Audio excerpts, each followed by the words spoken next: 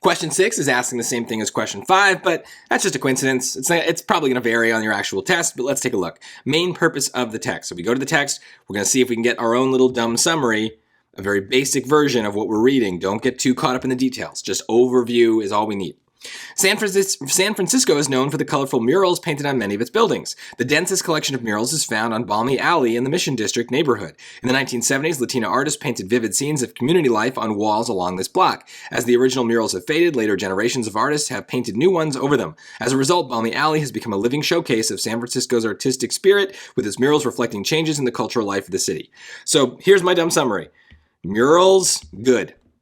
That's all I care about, right? They talk about different things and where the murals are and when they were formed and how important they are culturally. Great. That's not to dismiss any of that, but it's just to say, for our purposes, we just want a choice that starts off in some way saying the murals are good. That would probably be enough to at least keep it around. So let's take a look at A. To compare the Balmy Alley murals to other murals in San Francisco. Well, we can double check, but I'm pretty sure they didn't talk about other murals. And this is a very, very common kind of trap answer that we see on the SAT. So basically the reason it's a trap is it's making a false comparison. And anytime you see a comparison within an answer choice, you just need to ask yourself, did they actually make a comparison in the passage? Here, they literally use the word compare, so that gives a big tip off, but they don't always need to.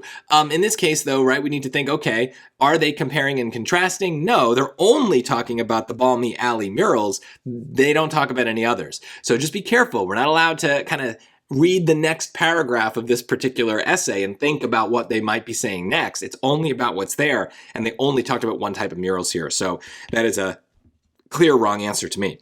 To offer an overview of the history and importance of the Balmy Alley murals, well, yeah, if they're saying it's important, that sounds like it's saying it's good, it's about these murals. Yeah, okay, I'm not going to reread and analyze this any more deeply. I don't know that that's the answer, but I certainly don't have any immediate negative reaction to a choice like this. It barely says anything at all. Like, they did talk about the murals, they talked about the history and the importance, and they said specific things that I don't really remember. I don't care. I'll just kind of keep it around and let's see if anything is better. C, to urge people to protect the murals of San Francisco from decay. Well, notice the tone of that choice, right? It's very negative, right? We got to urge people to protect them from decay, right? They're falling apart. But what was the tone of our passage? It was very positive, right? That they're colorful, they're on many buildings, vivid scenes. Yes, as the original murals have faded, so that maybe is negative, but then we've got new ones, right? It's a living showcase. That sounds pretty good. Artistic spirit, changes in the cultural life of the city. This is all positive stuff. So why would we want such a negative, kind of like very fearful choice to be our right answer, our summary of what this passage is saying? It doesn't make any sense. So this is a good example of how dumb summaries can help us. Sometimes all we need is to think about the connotation of the passage and the choice. And if they don't match, then it's not a good match. There you go. Get rid of the choice. D, to describe the rise of mural painting in San Francisco beginning in the 1970s. Well, again, this is making kind of the same mistake that choice A was making, except here it's less about a comparison and more what I call kind of like a big to small trap. Basically, the passage is small. It's small because it's about one very specific type of thing, right? It's about these Balmy Alley murals in the Mission District. That's all it's about. But the choice is big.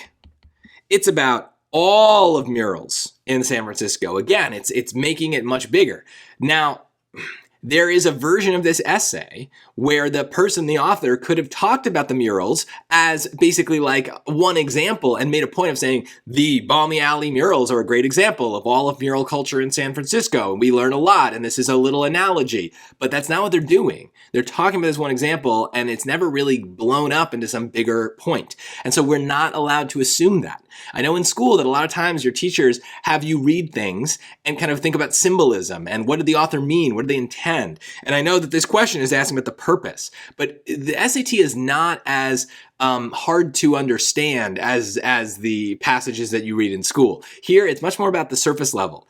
In this surface level, it's about just the Balmy Alley murals. So we're going to pick the choice that's also just about the Balmy Alley murals.